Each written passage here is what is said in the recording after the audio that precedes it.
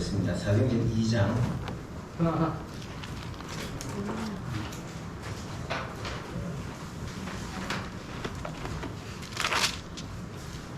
14절부터 읽겠습니다. 14절부터 21절 말씀까지 읽겠습니다. 14절부터 22절까지 21절까지 찾았으면 같이 읽겠습니다. 시작. 베드로가 11사도와 함께 서서 소리를 높여 이르되 유대인들과 예루살렘에 사는 모든 사람들아, 이 일을 너희로 알게 할 것이니 내 말에 귀를 기울이라. 때가 제3신이 너희 생각과 같이 이 사람들이 취한 것이 아니니라. 이는 곧 선지자 요엘을 통하여 말씀하신 것이니 일렀으되 하나님이 말씀하시기를 말세에 내가 내 영을 모든 육체에 부어주리니 너희의 자녀들은 예언할 것이요 너희의 젊은이들은 환상을 보고 너희의 늙은이들은 꿈을 꾸리라. 그때 내가 내 영은 내 남종과 여종에게 부어주리니 그들이 예언할 것이요 또 내가 위로 하늘에서는 기사와 아래로 땅에서는 징조를 베풀리니 곧 피와 불과 연기로다. 주의 크고 영원한 날이 이르기 전에 해가 변하여 어두워지고 달이 변하여 해가 되리라. 누구든지 주의 이름을 부르는 자는 구원을 받으리라 하였느니라. 아멘. 할렐루야. 한 주간 동안 잘 지내셨습니까? 날씨가 덥고 또 습기가 많은데 생활하시느라고 고생 많습니다. 이러나 저러나 하나님의 은혜가 여러분 모두에게, 우리 모두에게 충만하신 줄 믿습니다. 아멘. 자, 우리가 교회가 참 하나님 앞에 인정받는 복된 교회로 회복되기 위해서는 사도행전으로 돌아가야 된다고 생각해서 여러분들과 지금 우리가 주일마다 사도행전을 함께 우리가 나누고 있습니다. 자, 예수님께서 말씀하셨습니다. 너희는 예루살렘을 떠나지 말고 아버지의 약속하신 것을 기다리라. 그리고 오직 성령이 너희에게 임하시면 너희가 권능을 받고 예루살렘과 유대와 사마리아와 땅끝까지 이르러 내 증인이 되리라. 그렇게 말씀하셨습니다. 그래서 예수님이 성천하시고 난 후에 예수님의 제자들은 120명이 계속해서 기도했습니다. 기도에 전혀 힘썼다고 성경은 말씀하고 있습니다. 그래서 그렇게 열심히 기도하고 있을 때에, 오순절이 되었을 때에 성령이 임하시고 그들에게 놀라운 역사들이 일어났습니다. 그들이 다 방언을 말하기 시작했습니다. 자, 그 방언은 오늘 우리가 말하는 방언하고는 질적으로 다른 방언입니다. 세계 각국에서 이렇게 명절이 되어서 예루살렘에 모인 사람들이 자기가 살던 그 지역의 언어를 통해서 알아들을 수 있는 놀라운 그런 역사가 일어났습니다. 그래서 사람들이 놀랐습니다. 도대체 이게 어떻게 된 일이냐? 이 갈릴리 사람들, 다 저 사람들이 다 갈릴리 사람들인데, 그래서 이 도대체 어떻게 되는 일이냐? 그러면서 충격에 빠졌습니다. 그렇지만 어떤 사람들은, 저 사람들은 지금 술에 취했다고, 이렇게 술에 취해서 술주정을 한다고 그렇게 조롱을 했습니다. 그때에 이 사도들이 그 사람들 앞에서 뭐라고 말씀했습니까? 우리 다시 한번 읽어보겠습니다. 자, 2장 14절부터 다시 한번 읽어보겠습니다. 시작.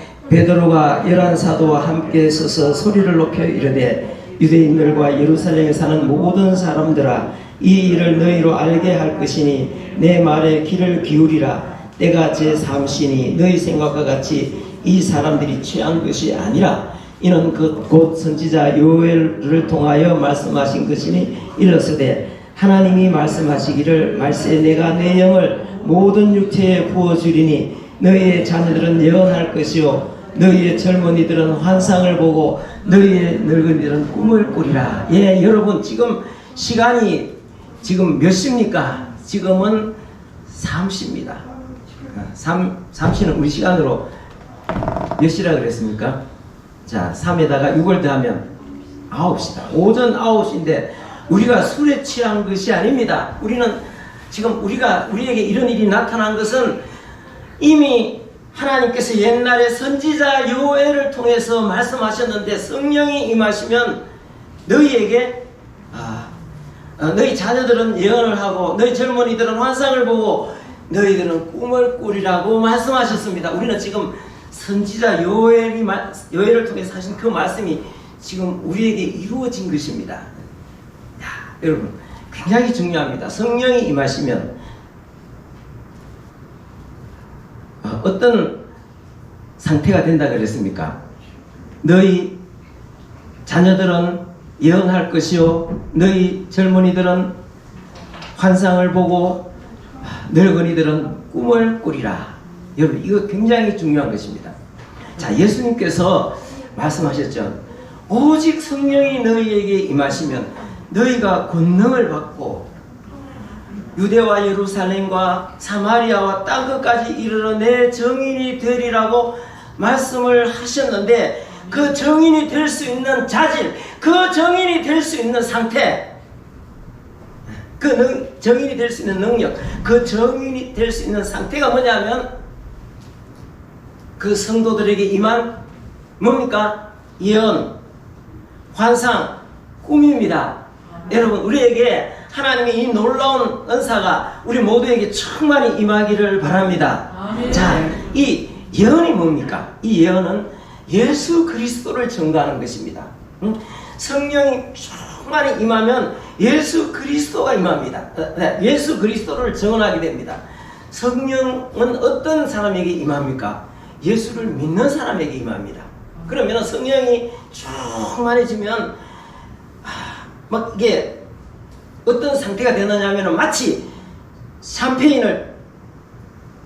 안에 가스가 들어있잖아요. 뚜껑을 탁 터뜨리면 펑 하면서 속에 있는 것들이 확 쏟아져 나오듯이 성령이 충만하면 이 속에 사람 속에 예수님이 충만한 거예요. 그래서 막 이게 막 마치 샴페인이 펑 터지듯이 이게 막 표출이 되는 거예요. 표출이. 그래서 사람들에게 예언한다는 것은 예수님은 나를 위해 죽으셨습니다. 나는 그분 믿고 죄사함 받고 하나님의 자녀가 되었습니다. 예수님은 여러분을 위해서 죽으셨습니다. 당신을 위해서 죽으셨습니다.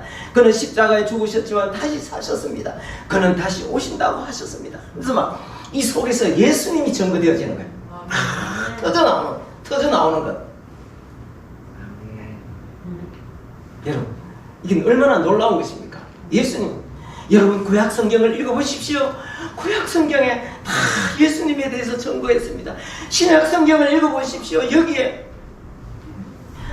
예수님이 이 땅에 어떻게 오셨고 어떻게 말씀하셨고 어떻게 사시고 어떻게 죽으시고 어떻게 사신 것이 여기에 다 기록이 되어 있습니다. 우리 성경 공부합시다. 그럼 성경을 공부하는 역사들이 일어나는 거예요. 일어나고 전하고 이런 역사들이 일어나는 거예요. 할렐루야. 우리 혜민이에게, 유림이에게, 민욱이에게 이런 역사가 일어나기를 바랍니다. 오늘 성경 보니까 너희 자녀들은 그랬잖아. 자녀들은 그렇다고 자녀만 그런 게 아니라 모든 사람들이, 모든 연령, 모든 계층이 다 그렇습니다. 자, 그런 역사들이 일어납니다. 환상은 뭡니까? 환상은 하나님께서, 예수 그리스도께서 인류를 구원하시는 그 계획이 어떻게 펼쳐져 나가는 것을 바라보는 게 그 환상입니다. 그 다음에 꿈은 뭡니까? 하나님이 예수 그리스도를 통해서 이 세상을 구원하실 것을 내 자신이 참여하는 것, 참여하고자 하는 열망입니다. 나는 이 일에 참여해야지. 자, 꿈과 예언, 환상, 꿈. 저도 20대 때 내가 그런 생각을 했습니다. 야, 나중에 시골 지역에서 넓은 땅을 구입해가지고 그림 같은 집을 짓고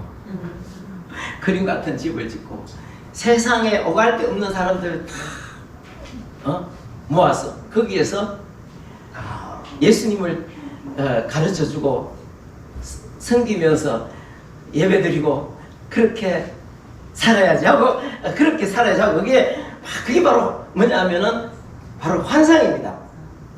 여러분 환상 이루어졌습니까? 안 이루어졌습니까? 하나 다 이루어진 거야. 꼭 그대로 이루어졌어. 내가 꿈꾸는 그대로 이루어졌습니다. 꿈은 우리가 거기에 참여하고자 하는, 내가 그렇게 내 자신을 헌신하고자 하는 열망이 있다. 혜민아, 너도 그래 꿈을 꿔야 되겠지, 그지? 응? 이게 뭐냐면, 자, 이 사람에게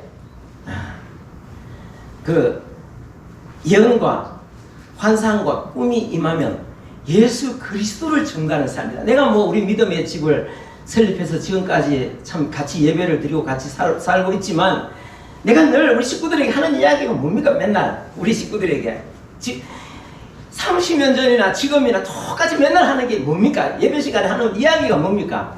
예수님 이야기 늘 하잖아. 설교할 때도 늘 예수님을 이야기하잖아. 그래서 이게 예언과 환상과 꿈을 통해서 정인의 삶을 살 수 있도록 그런 상태, 그런 자질이 되게 하신다. 그게 바로 뭐냐면 선생입니다. 선생. 여러분, 이 성령이 충만하고 예언이 임하고 환상이 임하고 꿈이 임하면, 꿈을 품으면 선생의 삶을 삽니다. 선생의 삶. 우리가 세상에 보면 그런 말 있잖아요. 너는 선생은 그림자라도 밟지 말라 그러잖아요. 그런 세상적인 선생이 아니라 무슨 선생입니까? 세상하고는 격이 다른, 질이 다른 하나님 앞에서 세상에 선생으로 세움을 받는다. 뭐냐면 예수 그리스도를 전하여서 그 사람이 구원받게 하고 영원한 생명을 얻게 하는 것, 이게 얼마나 중요하냐. 그것을 가르쳐주는 선생.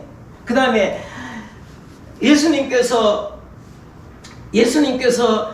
그 제자들에게 모범을 보여주셨잖아요. 스승, 내가 선생이 되어서 주가 되어서 너희 발을 씻었으니 너희도 그렇게 하라. 그래서 우리도 세상에 대해서 어떻게 합니까? 예수님처럼 겸손한 사람이 되어서 발을 씻기면서, 사람들의 발을 씻기면서 세상에 본을 보이는 삶, 이 선생이 됩니다. 자, 혜민아, 너도 선생의 삶을 살아야 되겠지? 어? 유리만, 너도 선생의 삶을 살아야 되겠지? 민호가, 너도 나중에 선생의 삶을 살아야 되겠지? 세상에 이거보다 더 큰 선생이 어디 있습니까? 근데 히브리서 5장에 보니까 때가 오래되어서 너희들이 이제 스승될 때가 되었는데 지금 뭐하고 있냐 이게. 아직까지 젖이나 먹고 앉았으니 어떻게 할래? 히브리서 5장에 나오는 말씀입니다. 우리 성령 충만함 받아서 이 선생 되는 삶을 살아야 됩니다. 이게 우리가 개인적으로 선생의 삶을 살아야 되지만, 이게 우리가 국가 민족적으로도 선생의 나라가 돼야 됩니다. 여러분, 하나님은 우리 대한민국을 이 세계의 마지막 시대에 선생의 나라로 세워주셨습니다. 자, 선교사들이 100여 년 전에 구한말이 이 땅에 들어와서 이 나라가 엉망이었습니다. 가난하고, 그 다음에 지저분하고 더럽고, 정치는 부패하고, 사람들은 자포자기하는 삶을 사는 거예요. 근데 그들에게 복음을 전했는데, 기도하면서 복음을 전할 때 하나님께서 이 선교사들에게 이 나라는 앞으로 큰 나라가 되고 세계의 스승 나라가 될 것이다, 이렇게 선교사들에게 보여주셨습니다. 그게 뭐겠습니까? 이 민족이 앞으로 어떻게 될 것이라는 것을 보여주는, 그게 바로 환상입니다. 자, 밑에 한번 내려봅시다. 내가 늘 강조하는 것. 1888년 기독교인이 1000명도 안 되던 시절에 선교사들에게 주신, 이 땅에 온 미국 선교사들에게 주신 비전, 이게 비전입니다. 이게 성경이 말하는 비전입니다. 다시 한번 우리 같이 한번 읽어보겠습니다. 시작. 한국은 기독교의 열매로 부강해지고 강대국이 될 것입니다. 그 지저분하고 가난하고 정치는 부패하고 그다음에 사람들은 자포자기하고 사는데, 한국은 기독교의 열매로 부강해지고 강대국이 될 것입니다. 이게 바로 성령께서 미국 장로교의 장로교 선교사들이 누군가는 하나님께서 그런 것을 보여주셨고 그것을 본국의 선교 보고를 통해서 이게 연례 보고서에 이렇게 보고가 된 것입니다. 얼마나 놀랐습니까? 내가 늘 또 강조하는 것, 내가 참 좋아하는 것 다시 한번 밑에 다시 한번 내려봅시다. 다시 한번 읽어봅시다. 자, 1920년 미국의 코리아 미션 월드, 한국의 선교 현장 뭐 그런 어떤 잡지가 있습니다. 그 잡지에 나온 겁니다. 자, 한번 읽어봅시다. 시작. 한국은 하나님의 온갖 보화를 다 소유하게 되고 그 받은 것을 동서양에 풍성히 나누어 주도록 되어 있습니다. 나라가 없어졌는데, 나라가 없어 3.1 운동하다가 3.1 운동의 교회도 완전히 팍 주저앉아 버렸어요. 여러분, 3.1 운동에 그 있잖아요. 그 3.1 운동에 30 독립운동할 때 3.1 운동의 그 뭐죠? 그 독립선언서가 실제로 알고 보면 그게 우리 민족에 대한 그 비전입니다, 여러분. 세계 향해서 전가는 비전입니다. 그건 굉장히 놀라운 것입니다. 그게 33인 민족 대표 33인 16명이 이제 기독교인인데 목사들, 장로들 16명이 그런데 실제로 거기에 뭐 천도교, 불교 뭐 이런 사람들 다 이랬지만 실제로 그 모든 걸 주도하는 게 교회였습니다. 그리고 그 내용은 하나님께서 이 민족에게 보여주신 비전이었어요. 환상이었어요. 환상. 그런데 그것을 전하고 나서 교회는 엄청나게 일제히 핍박을 받아서 주저앉아 버렸죠. 그러나 결국은 하나님 다 이루어집니다. 여러분, 우리가 하나님의 말씀을 세상에 전한다고 해서 칭찬받는 것은 아닙니다. 때로는 고난을 받습니다. 그러나 망하지 않습니다. 절대 망하지 않습니다. 한국은 하나님의 온갖 보화를 다 소유하게 되고 그 받은 것을 동서양에 풍성히 나누어 주도록 되어 있습니다. 이게 하나님께서 이 민족에게 보여주신 환상이라니까. 환상이라니까. 얼마나 놀랍습니까? 자, 지난번에 우리 8.15 광복절 설교하면서 했던 것, 제가 했던 설교를 조금 더 보충해서 말씀을 드리겠습니다. 자, 하나님은 선교사들을 통해서 이 땅에 앞으로 한국이 참 이게 예수님을 믿게 되고 그 기독교의 열매로 세상의 선생 나라, 선생의 국가가 될 것을 선교사들에게 보여주셨습니다. 그런데 그 시대에 이 사람들의 정신, 사상, 그 다음에 나라의 제도들, 거기에서 그것 때문에 초래된 이 한국이라는 구한말의 우리나라의 상태는 저런 것을 감당할 수 있는 그런 상태가 아니었습니다. 선교사들이 와갖고 도대체 이 나라 사람들은 왜 이렇게 더럽고 왜 이렇게 지저분하고 옆나라 일본은 얼마나 발전했는데 왜 이렇게 부패했지? 그래서 저 위에 블라디보스톡에 올라가서 보니까 거기 나라 사람들이 와서 살고 있는데 거기서 보니까 한국 사람들이 가장 부유하게 살고 가장 깨끗하게 살고 가장 정직하게 살고 이게 왜 이렇지? 왜 그렇습니까?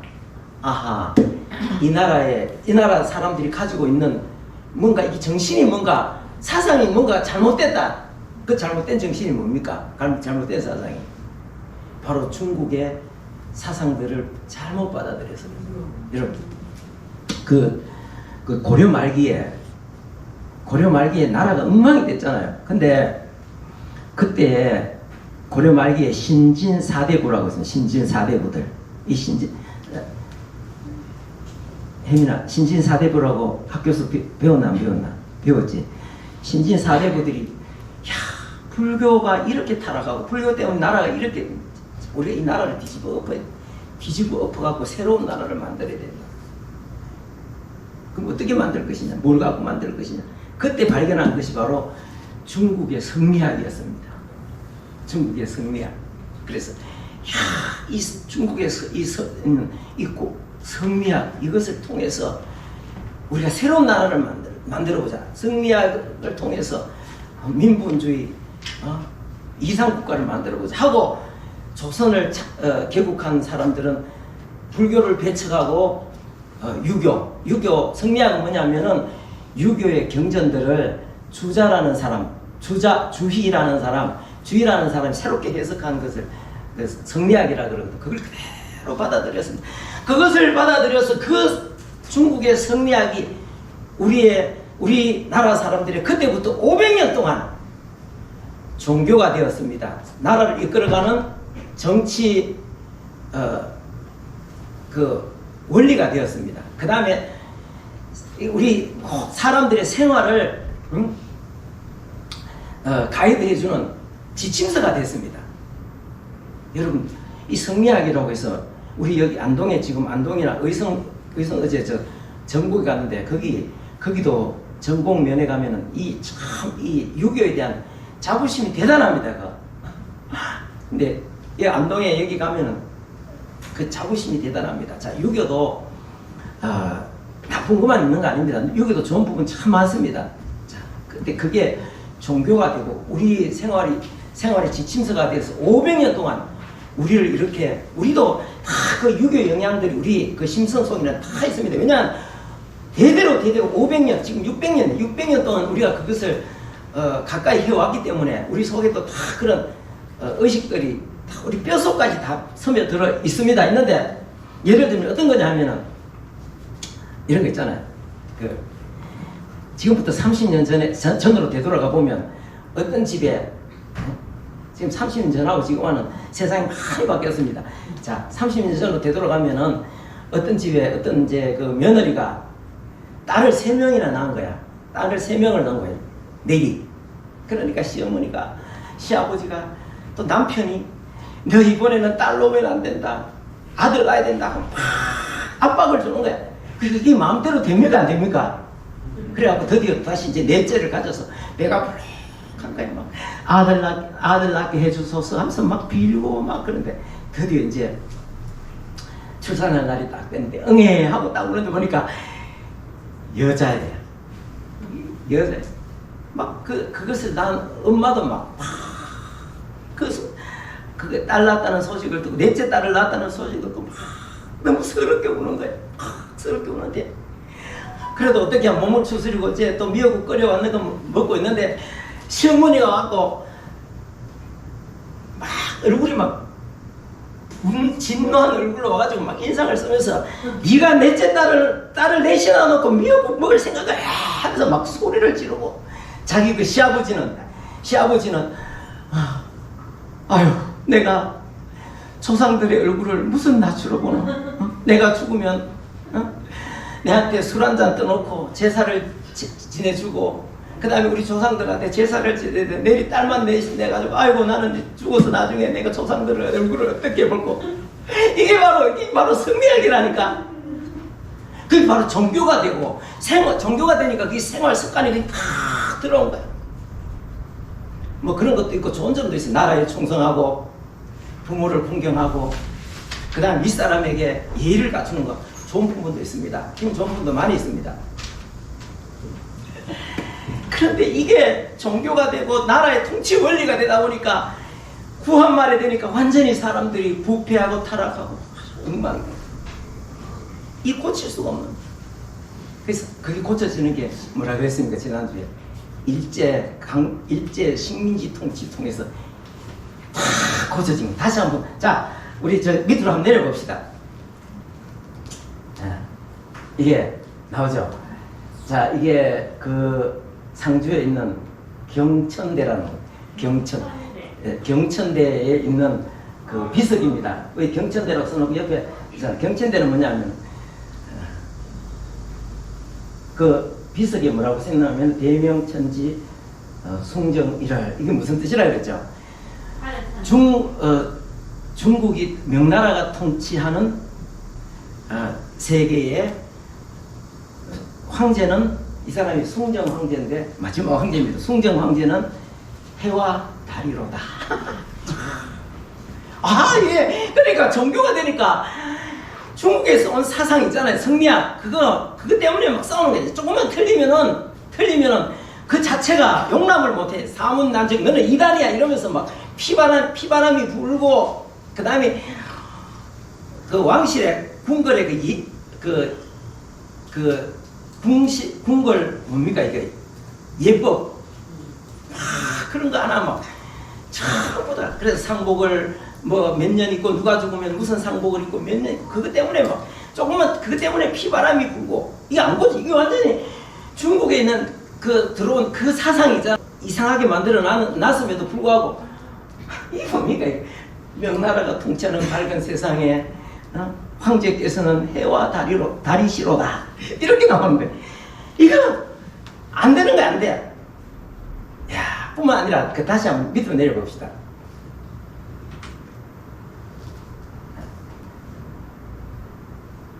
이게 뭐냐면 저기 여기 보면 하나는 가평에 있는 조종암이라는 곳에 있는, 이 전국에 이런 게 많습니다. 조종암이라는 곳인데 조종암에 비석이 뭐라고 써 있는가 하면 거기는 이래 써놨습니다.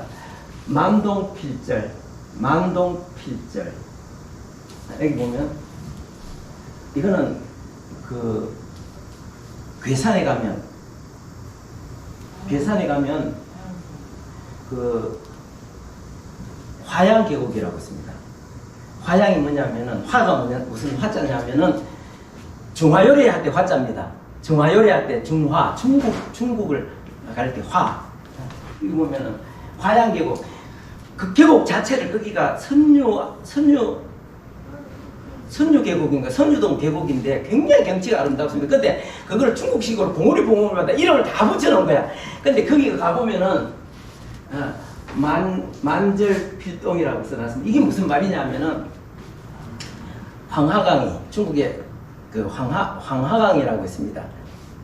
황하강이 만 번을 굽이쳐 흘러도 만 번을 굽이쳐 흘러도 결국은 나중에 반드시 동해로 흘러간다 이런 뜻입니다. 자, 황하강이 길이가 5,400몇 미터입니다. 엄청나게 깁니다. 그러면서 쭉 흘러서 서쪽에서 동해로 쫙 이렇게 흘러가고 동쪽으로 갔다가 서쪽으로 갔다가 또 되돌아갔다가 그래서 만 번을 굽이쳐도 결국은 어디로 흘러간다고? 동해로 흘러가듯이 황제를 향한 우리의 충성심은 일편단심 변함이 없습니다. 자, 변방제조, 만절필동 변방제조. 그래서 황하강이 만 번을 굽이쳐 흘러도 동해로 흘러가듯이 변방에 있는 우리 제후국인 우리는 천자의 나라인 앞에 뭐라 해와 달이신 황제께 충성이 변함이 없습니다. 이게 조선시대 사상입니다. 그게 종교였습니다. 종교. 하나님께서 이런 정신을 가지고 있는데 이걸 갖고 세상에 서성나라가 되겠습니까? 못 되겠습니까? 안 되죠. 안 됩니다. 목숨을 걸고. 그래서 하나님께서 일제라는 이 참 고통스럽지만 이것을 통해서 우리를 고쳐주십니다. 하나님께서 그래서 아까 그러죠. 봐요. 기독교의 열매로 부강하게 되어 이 땅, 이 세상에 있는 모든 것들을 다 하늘의 모든 것을 다 소유하게 되고 그것을 동서양에 풍부하게 나누어 주는 나라가 되도록 되어 있습니다 하고 선교사들이 말을 해도 이런 사상 가지고는 안 되는 거야. 이런 사상 가지고는. 이 하나님께서 그런 어려움을 통해서 그것을 다 제거해 주십니다. 근데 여러분, 이런 사상이 지금 또 들어왔습니다. 언제 들어왔는지 아십니까? 여러분, 참 이게 중국의 이 중화 사상이라고 모화 사상이다. 뭐는 사모한다. 사모한다. 중국을 사모하는, 중국의 정신, 중국의 사상, 이런 것들을 사모하는 걸 모화 사상이라고 합니다. 이 모화 사상은 조선 500년을 이렇게 관통할 뿐만 지금 또 들어왔다니까. 여러분, 알고 보면 중국은 참 우리에게 고통과 시련을 많이 주었습니다. 여러분, 우리 그 고대로 올라가서 고조선 누구에게 멸망당했습니까? 누구에게 멸망당했어요? 중국에 멸망당했잖아요. 고조선을 이어서 일어난 나라가 어느 나라입니까? 고구려잖아. 고구려 어디에 망했습니까? 어디에 멸망당했습니까? 중국에 멸망당했지. 그런데도 그렇게 지금 이런 말이 나옵니까? 황하가 만번을 굽이쳐 흘러도 동해로 흐르듯이 우리 제후국인 우리는 황제께 충성하나이다. 왜냐하면 황제가 다스리는 이 밝은 세상, 황제께서는 우리의 해이시고 달이시기 때문입니다. 네, 여러분, 이게요 쉽지 않습니다. 우리 이런 거 떨쳐버려야 됩니다. 우리가 스성인 나라인 스성국가가 된 하나님께서 우리를 스성의 국가로 세우는데 이런 정신이 들어와서 스성이 될 수가 없습니다. 근데 이게 또 들어왔습니다. 자, 우리가 여러분 생각해 보십시오. 앞에서 자 고조선이 중국이 멸망당했습니다. 그 다음에 고조선을 이어서 나타난 나라가 세워진 나라가 고구려인데 고구려도 중국에 멸망을 당했습니다. 자, 6.25는 누구와의 싸움일까요? 중국과 싸움이었습니다. 6.25가 일어날 때 뒤에서 뒷받침해주고 다 해준 게 바로 중국 공산당이었습니다. 뿐만 아니라 자 6.25는 언제 일어났죠? 1953년 6월 25일 시작됐습니다. 그리고 휴전이 언제 됐습니까? 1953년 7월 27일인가 그랬어요. 만 3년 하고 1개월입니다. 그런데 여러분 생각해 보십시오. 우리가 누구하고 싸웠느냐 하면 초기 석 달은 북한 인민군들하고 싸웠습니다. 석 달. 그런데 나머지 34개월은 누구와 싸웠느냐? 중공군하고 싸웠습니다. 아시겠습니까? 중공군이 안 들어왔으면은 나머지 37개월 중에서 3개월만 인민군하고 싸우고 그 다음에 김일성은 튀었다니까. 그런데 그게 중공군이 들어와서 34개월을 중공군과 싸웠습니다. 근데 그러면 우리가 중국을 경계해야 될까요? 경계 안 해야 될까요? 근데 또 들어왔습니다. 또 들어와서 확 찼습니다. 다시 한번 내려봅시다. 자, 다시 한번 내려봅시다.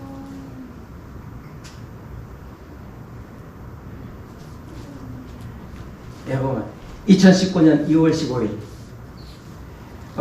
자, 우리나라 정치인들은 다 친중 사대주의, 친중 모화주의자들, 친중파들입니다.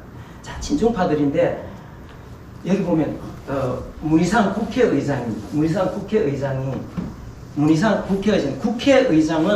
우리나라 정치인을 대표합니다. 국회를 대표하는 국회의장이잖아요. 2019년 2월 15일 미국에 가서 낸시 펠로시 상원 의원을 만났습니다. 여러분, 이 상원 의원은 미국에서 상원 의원은 국가 권력 서열 3위입니다. 대통령, 부통령, 그 다음에 상원 의원입니다.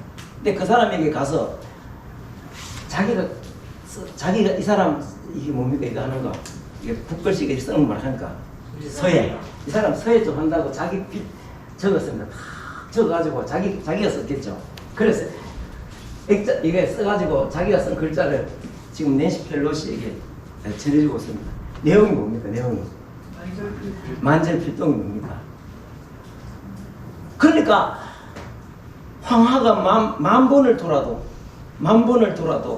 결국은 동해로 흐르듯이 우리는 황제에게 충성합니다. 이거를 왜 아니 우리나라 국회의장이 왜 그거를 낸시 펠로시 쓸 게 그렇게 없습니까? 쓸 게 그렇게 없습니까? 하다못해 이순신 장군이 했는 유명한 말씀, 성경 말씀하고 비슷한 말씀이 있잖아요. 뭡니까? 이순신 장군이 하신 말씀. 살고자 하면 죽을 것이요 죽고자 하면 살 것입니다. 그런 거 써도 되잖아요. 그거 안 쓰고 만절필동. 이 사람도 신중파입니다. 요즘 뭐 대만에 와가지고 지금 난리가 났잖아요. 다 그 짜고 치는 겁니다. 뉴욕 타임스 뉴스에 나왔습니다. 다 그 짜고 치는 거라고 나왔습니다. 이 사람 아들도 이때 아들이 며칠 전에 대만에 왔을 때 아들 따라왔는데 아들은 중국에서 큰 사업을 아주 크게 합니다. 엄청 크게 합니다. 이 정신, 우리나라 정치하는 사람은 다 이 정신을 갖고 있습니다. 이 정신. 그러니까 우리가 나라를 위해서 기도해야 됩니다. 자, 그 다음 다시 한번 내려봅시다. 자, 이거는 뭐냐면 지금 그 문재인 대통령이 퇴임하기 전에 비서실장 하던 노영민이라는 사람이 있습니다. 노영민이 그 사람이 비서실장 하기 전에 중국 대사로 갔습니다. 중국 대사로 가서 이제 그 대사 신임장을 받을 때에 신임장 받는 그 자리에서 악명록에 써놨습니다. 이게 뭡니까? 여기 만절필동이라는 말이 또 나오고 있습니다. 여기 나오는 노영민. 이 중국 황제, 중국에 그 가가지고 대사 신임장을 받는 그 자리에서 충성을 다하겠나이다. 앞으로 우리 잘해봅시다. 이게 말이 됩니까? 여러분, 우리나라 사람들 이 생각을 버려야 됩니다. 그래서 이 사람들한테는 이게 중국몽입니다. 중국몽. 우리는 중국을 본받겠다. 중국의 제도, 중국의 정신. 그게 뭐냐면은 조선 500년을 이어오면서 우리나라를 저렇게 지저분하게 부패하게 타락하게 자포자기하고 살고 사람들은 완전히 노예 상태, 국민의 10분의 9는 노예 상태로 만들게 한 저사상. 지금 중국에는 그걸 갖고 와서 그렇게 나라가 약간 하나님께서 이렇게 세워놨는데 또 중국에 붙어가고 이 짓을 하고. 그러니까 우리가 이 생각 버려야 됩니다. 중국을 본받아서 어떻게 하겠다는 중국 몸이면 중국이 하는 그대로 중국이 우리의 롤 모델입니다. 이거거든. 자, 지금 세계에서 중국에 붙는 나라들은, 중국을 좋아하는 나라들은 다 망합니다. 다 망합니다. 지금 수도 없는 나라들이 지금 망하고 있습니다. 지금 난리가 난 스리랑카입니다. 스리랑카가 지금 중국이 친중하고 그 붙어가 있다가 친중하고 파산 붙어갖고 돈 빌려갖고 막 싸우고 하다가 지금 나라가 쫄딱 망해 지금 파산 갔습니다. 땅을 치고 후회해봐도 지금 어떻게 해볼 수가 없는 사람. 이 파키스탄 엄청 어려움을 당했는데 파키스탄도 이래서 안 되겠다. 우리가 한국을 붙들어야 되겠다.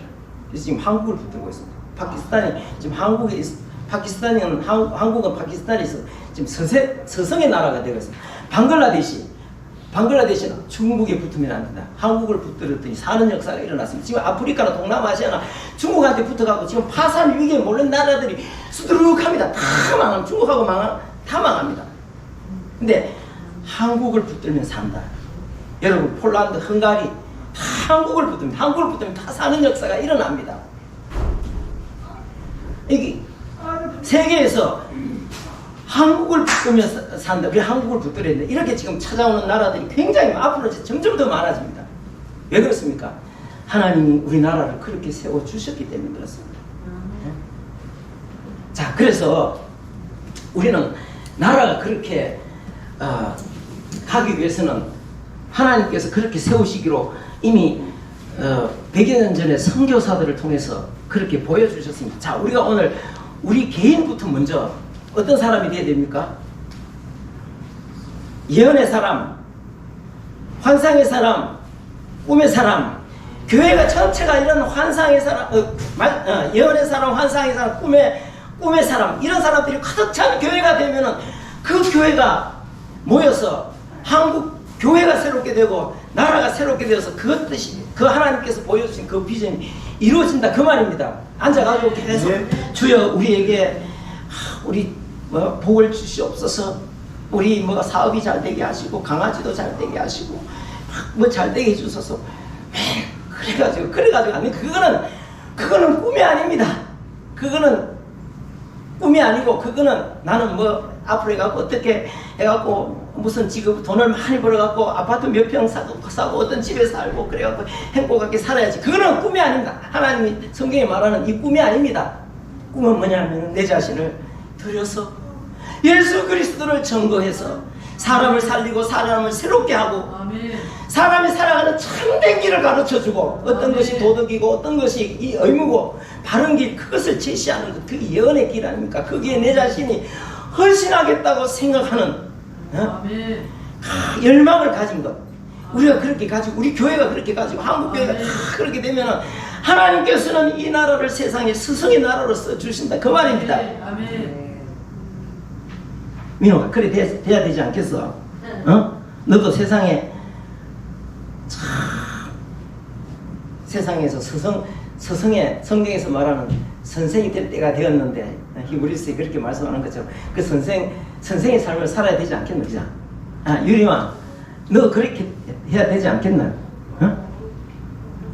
세상 내가 무슨 나서 이래봐도 나 선생이야 이런 게 아니라 생명이 무엇인지 참 영원한 생명이 무엇인지 가르쳐주고 사람이 어떻게 사는 것이 바른 길로 사는 건지 가르쳐주고 어려움에 처한 나라들 어려움에 처한 사람들을 위해서 길을 가르쳐주고 예수님께서 살아가신 그런 삶의 모습들을 내 몸으로 재현해내는 것 재현해서 사람들 앞에 본을 보이는 것 그게 바로 선생의 삶이 세상의 선생하고 다르다니까. 우리 다 그런 사람 돼야 되지 않겠습니까? 아멘. 우리 교회 다 그런 교회 돼야 되지 않겠습니까? 그죠? 아멘. 우리가 기도하고 그렇게 하나님 앞에 기도해야 됩니다. 기도하는데 기도에 성령이 임하면 예언과 환상과 꿈 그래서 예수 그리스도가 증거돼요. 혜민아 네 생각을 한번 해봐라. 너를 통해서 네 친구 한 사람이 예수님을 알게 되고 구원을 얻었다면 이거만큼 귀하고 고귀하고 가치 있는 일이 있겠나 없겠나? 그래 그러니까 네가 예언의 사람이 돼야지. 다니엘서에 보니까 맨 끝에 다니엘서 맨 끝에 보니까 한 사람을 옳은 대로 돌아오게 하는 사람은 하늘 궁창의 별처럼 영원토록 빛나리라 그랬습니다. 이게 바로 사람들을 옳은 데 돌아오는 게 뭡니까 이게 얼마나 소중한 예수 믿어 옳은 데 돌아와서 영원한 생명을 얻고 참다운 사람의 길을 살아갈 수 있는 인생의 길을 살아갈 수 있도록 가이드해주는 이거보다 더 귀한 선생이 어디 있냐 그 말입니다. 그래서 저는 우리 믿음의 교회 우리 성도들 우리 특히 어린 자녀들 그 다음에 우리 대한민국에 있는 모든 교회들이 이렇게 참 이런 예수 그리스도의 정인으로 살아가는 이런 아름답고 복된 그런 상태가 되어질 수 있기를 여러분들과 함께 간절히 바랍니다. 기도하겠습니다.